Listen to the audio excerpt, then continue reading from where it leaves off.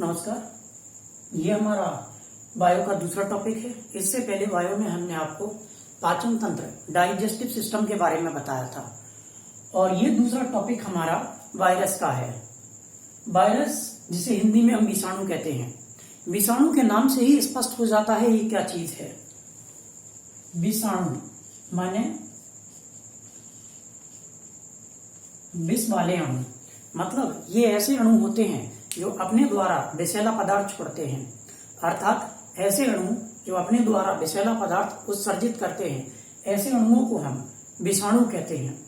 विषाणु हमेशा ही तरल अवस्था में पाए जाते हैं। विषाणु हमेशा ही लिक्विड अवस्था में पाए जाते हैं। ये कभी भी गैसीय अवस्था में नहीं होते हैं, ये हमेशा ही लिक्विड अवस्था में पाए जाते हैं।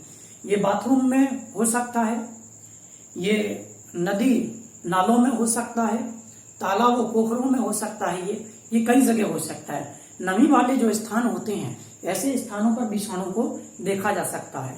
अब तक लगभग पूरे विश्व में 100 से अधिक विषाणुओं की खोज की जा चुकी है और वर्तमान में एक विषाणु चल भी रहा है जिसे हम कोरोना वायरस कहते हैं। इसके बारे में भी हम विस्तार से कभी आपसे चर्चा करेंगे। फिलहाल अभी हम विषाणु के बारे में समझ लेते हैं ये क्या चीज है। ये चलिए विषाणु के बारे में हम देखते हैं। ऐसा माना जाता है कि जीवों की उत्पत्ति की जो प्रथम अवस्था है वो विषाणु ही है। विषाणु के अंदर कभी भी केंद्रक नहीं पाया जाता है और विषाणु एक कोशिकीय जीव है। ये एक कोशिकीय जीव ही है। ये बहुत ही सरल जीव है। ये तो विषाणु की खोज कैसे हुई इसके बारे में हम चर्चा कर लेते हैं। रूस में अचानक से तंबाकू की पत्तियां चितकबरी होने लगी थीं। तंबाकू की पत्तियों के ऊपर स्पॉट आने लगे थे, चितकबरी सी होने लगी थी वो पत्तियां। तब रूस के एक वैज्ञानिक थे, उनका नाम था इवानोव्स्की। तब इवानोव्स्की ने ये बात कब की है? ये बात है 1892 की। 1892 में रूसी वैज्ञानिक इवानोव्स्की ने जो तंबाकू की पत्तियां चितकबरी हो रही थी, तब उन्होंने ये माना कि यदि तंबाकू की पत्तियां चितकबरी हो रही हैं तो निश्चित तौर में इनमें कोई ना कोई रोग पाया जा रहा होगा। तब उस रोग का पता लगाने के लिए इवानोव्स्की जी ने वहां से तंबाकू की पत्तियों को तोड़ा और तोड़ करके बारीक पीस करके पेस्ट तैयार किया। उसके बाद उस पेस्ट को ले जा करके उन्होंने सूक्ष्मदर्शी से देखा। जब उन्होंने सूक्ष्मदर्शी से इस पेस्ट को देखा तो देखने के बाद वो हैरान हो गए, क्योंकि इस पेस्ट में कुछ भी दिखाई नहीं दे रहा था। इस पेस्ट में कुछ भी दिखाई नहीं दे रहा था। तब वो हैरान हो गए कि यदि इसमें कुछ भी नहीं है तो तंबाकू की पत्तियां चितकबरी कैसे हो रही हैं, फिर ये रोग कहां से आ रहा है। तो उन्होंने सोचा कि हो सकता है इससे भी छोटी चीज हो कोई जो सूक्ष्मदर्शी से दिखाई ना दे रही हो। तब उन्होंने इलेक्ट्रॉन सूक्ष्मदर्शी के द्वारा देखा इसको। तब उनको एक अजीब सी आकृति दिखाई दी। वो अजीब सी आकृति वायरस की थी। इस प्रकार दुनिया में डॉक्टर इवानोव्स्की के द्वारा 1892 में पहला वायरस खोज लिया गया और इस वायरस का नाम TMV वायरस रखा गया। TMV का मतलब होता है टोबैको मोज़ेक वायरस। क्योंकि ये वायरस तंबाकू की पत्तियों के अंदर मिला था, इसलिए इस वायरस का नाम TMV वायरस रखा, मतलब टोबैको मोज़ेक वायरस। टोबैको माने तंबाकू, टोबैको मोज़ेक वायरस इसका नाम रखा गया। और इसे कब खोजा गया? 1892 में। किसके द्वारा खोजा गया? इसको इवानोव्स्की जी के द्वारा खोजा गया। और ये कहाँ खोजा गया? ये तंबाकू की पत्तियों में खोजा गया और इसका नाम क्या रखा गया? TMV वायरस इसका नाम रखा गया। जब उन्होंने इस वायरस को देखा तो इस वायरस की जो आकृति दिखाई दी वो लगभग ऐसी आकृति थी। जो वायरस हैं वो बहुत ही सरल होते हैं। एक कोशिकीय जीव है वायरस, इसमें बहुत सारी चीजें नहीं होती हैं, बहुत ही सरल जीव है ये। इसमें अगर आप इस डायग्राम को देखेंगे तो आपको मालूम चल जाएगा। ये वायरस का डायग्राम है। इस तरह का वायरस देखा था डॉक्टर इवानोव्स्की जी ने। इस वायरस में क्या होता है कि बाहर इसके चारों तरफ एक आवरण होता है। ये बाहर इसके चारों तरफ एक आवरण होता है। ये प्रोटीन का बना आवरण होता है। इसे हम प्रोटीन का खोल कहते हैं और इसके अंदर एक लिक्विड भरा होता है जिसे हम न्यूक्लिक अम्ल कहते हैं। वास्तविकता में न्यूक्लिक अम्ल DNA और RNA होते हैं। डीएनए और आरएनए क्या है? ये तो आनुवंशिक पदार्थ हैं जो किसी भी जीव को उनकी पीढ़ी दर पीढ़ी अगली पीढ़ियों में मिलते रहते हैं, जिसके वजह से उनकी शकल सूरत लक्षण भी उनसे ही उनकी पीढ़ियों से मिलते रहते हैं। जैसे हमारे पिताजी की शकल उनके पिताजी से मिलती है और हमारी शकल हमारे पिताजी से मिलती है। यहाँ तक कि रूप रंग भी लगभग हमारे परिवार की तरह होता है। क्यों?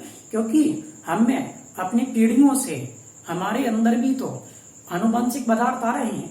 यही आनुवंशिक पदार्थ हमारे अंदर वो लक्षण पैदा करते हैं जो लक्षण हमारी पीढ़ियों में लगातार आ रहे हैं।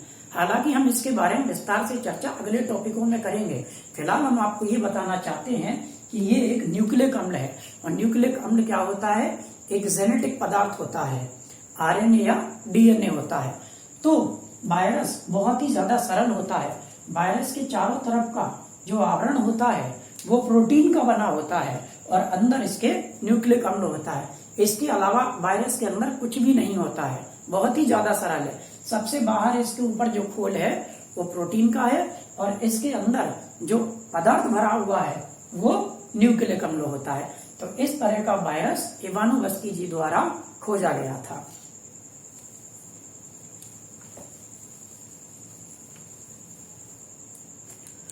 अब हम बात करते हैं कि वायरस हमारे शरीर में कैसे प्रवेश करता है। उससे पहले हम आपको बता दें कि वायरस सजीव और निर्जीव के बीच की कड़ी होती है। सजीव और निर्जीव के बीच की कड़ी होती है। इससे क्या मालूम चलता है? सजीव और निर्जीव के बीच की कड़ी क्या होती है? हम आपको बता देते हैं कि यदि वायरस सजीवों के संपर्क में आता है तो तुरंत ही एक्टिव हो जाता है, जिंदा हो जाता है, तुरंत ही वो एक्टिविटी करने लगता है, जिंदा हो जाता है वो। और यदि वो निर्जीव के संपर्क में चला जाता है तो मृत के समान होता है। मतलब जब वो निर्जीवों के संपर्क में होता है तो निर्जीव की भांति व्यवहार करता है और जब वो सजीव के संपर्क में आता है तो सजीवों की तरह व्यवहार करता है। इसीलिए वायरस सजीव और निर्जीव के बीच की कड़ी है। मतलब सजीवों के साथ सजीवों जैसा व्यवहार और निर्जीव अवस्था में आने पर निर्जीव जैसा व्यवहार करता है। इसीलिए हम वायरस को सजीव और निर्जीव के बीच की कड़ी कहते हैं। अब हम बात करते हैं कि वायरस किस तरह से हमारे शरीर में प्रवेश करता है। तो इसको हम समझ लेते हैं। वायरस जो है, यदि हम वायरस को आपको समझाना चाहें तो कुछ इस तरीके से हम समझा सकते हैं आपको। वायरस के अंदर आपको मालूम है क्या है? न्यूक्लिक अम्ल है। मान लीजिए एक वायरस है और इसके चारों तरफ का आवरण कैसा है? प्रोटीन का आवरण है। मान लीजिए ये एक शरीर है, ये एक शरीर है। इस शरीर के अंदर जब ये प्रवेश करता है तो सबसे पहले आकर के त्वचा से चिपक जाता है और त्वचा से चिपकने के बाद ये शरीर की त्वचा के अंदर इस प्रोटीन के खोल को बाहर ही छोड़ देता है और शरीर की त्वचा के अंदर सिर्फ न्यूक्लिक अम्ल ही प्रवेश करता है। ये न्यूक्लिक अम्ल शरीर में जब वायरस चिपक जाता है तो न्यूक्लिक अम्ल ही शरीर के अंदर प्रवेश करता है और जो प्रोटीन का आवरण होता है, जो प्रोटीन का खोल होता है, वो बाहर ही इसके द्वारा छोड़ दिया जाता है। और चूंकि हमारे शरीर में प्रोटीन की अच्छी खासी मात्रा होती है, हर एक सजीवों के शरीर में प्रोटीन लगभग पाया ही जाता है, बहुत सारे जीवों में लगभग प्रोटीन पाया ही जाता है। तो जब शरीर से ये चिपकता है और न्यूक्लिक अम्ल को अंदर लेता है और प्रोटीन के खोल को बाहर ही छोड़ देता है, तो यही न्यूक्लिक अम्ल जब शरीर के अंदर पहुंचता है तो शरीर से ये प्रोटीन को खींचता है। मतलब इसको हम कहते हैं कि इस न्यूक्लिक अम्ल के अंदर प्रोटीन संश्लेषण की क्षमता होती है। मतलब ये हमारे शरीर से ही प्रोटीन को संश्लेषित कर लेता है और जब ये प्रोटीन को संश्लेषित कर लेता है, मान लीजिए कि ये मान लीजिए न्यूक्लिक अम्ल शरीर के अंदर प्रवेश कर गया, तब हमारे शरीर से ही ये प्रोटीन को ग्रहण करेगा और प्रोटीन को ग्रहण करने के बाद ये एक विकसित वायरस प्रोटीन संश्लेषण के द्वारा ये दोबारा से अपने ऊपर एक प्रोटीन का खोल चढ़ा लेगा और प्रोटीन का खोल चढ़ाने के बाद ये एक विकसित वायरस का रूप ले लेता है।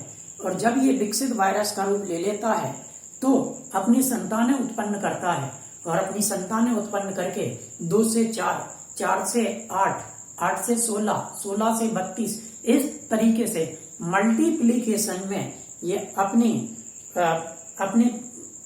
पीढ़ियों को बढ़ाता चला जाता है, अपनी पीढ़ियों को लगातार बढ़ाता चला जाता है और लाखों करोड़ों अरबों की संख्या में वायरस हमारे शरीर में पैदा हो जाते हैं। इसीलिए जीवाणुओं द्वारा इलाज तो आसानी से मिल जाते हैं, जीवाणुओं द्वारा फैली बीमारी के इलाज तो आसानी से मिल जाते हैं, लेकिन वायरस द्वारा फैली बीमारियों के इलाज बहुत ही मुश्किल से मिल पाते हैं या तो कभी मिल ही नहीं पाते हैं। इसके बाद हम बात करते हैं कि वायरस कितना छोटा हो सकता है। तो वायरस 15 मिली माइक्रोन से लेकर के 450 मिली माइक्रोन तक इसका साइज होता है। वायरस का साइज 15 मिली माइक्रोन से लेकर के 450 मिली माइक्रोन तक होता है। अब हम आपको बताते हैं कि 1 मिली माइक्रोन में कितना mm होता है। तो 1 मिली माइक्रोन बराबर 10 लाख mm होता है। स्केल के ऊपर जो छोटा सा भाग होता है mm का, उस mm के यदि हम 10 लाख टुकड़े कर दें, इस छोटे से mm के यदि हम 10 लाख टुकड़े कर दें, उन 10 लाख भाग में से एक भाग 1 मिली माइक्रोन कहलाता है। तो आप समझ सकते हैं कि वायरस कितना सूक्ष्म होता है। इसीलिए तो इवानोव्स्की जी को सूक्ष्मदर्शी के द्वारा ये वायरस दिखाई नहीं दिया था, तब उन्होंने इलेक्ट्रॉन सूक्ष्मदर्शी के द्वारा देखा था। इसका साइज कितना है? 15 मिली माइक्रोन से लेकर के 450 मिली माइक्रोन तक इसका साइज होता है। ठीक है, अब इसके बाद हम बात करते हैं